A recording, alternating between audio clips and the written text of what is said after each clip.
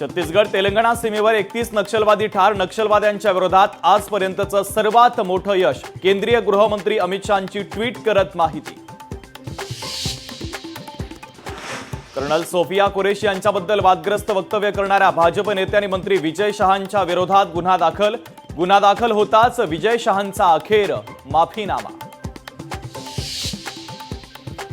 पाकिस्तानी ध्वज आणि ध्वजाचं चित्र असलेली उत्पादनं आपल्या प्लॅटफॉर्मवर ठेवणं अमेझॉन, फ्लिपकार्टला भोवलं. केंद्र सरकारची दोन्ही ई कॉमर्स कंपन्यांना नोटीस.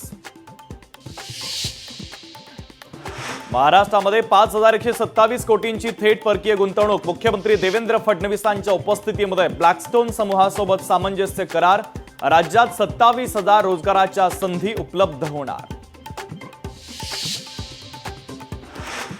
महाराष्ट्राचे सुपुत्र भूषण गवई देशाचे 52वे सरन्यायाधीश. राष्ट्रपती द्रौपदी मुर्मू यांच्याकडनं सरन्यायाधीश पदाची घेतली शपथ. कॅनडा सरकारमध्ये 4 भारतीय वंशांच्या मंत्र्यांचा समावेश. परराष्ट्र विभागासह महत्त्वाची खाती सांभाळणार.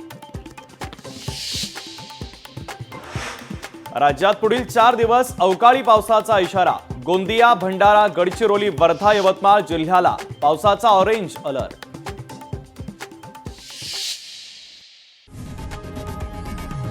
लोकशाही मराठी ऐका, पहा, जागरूक रहा.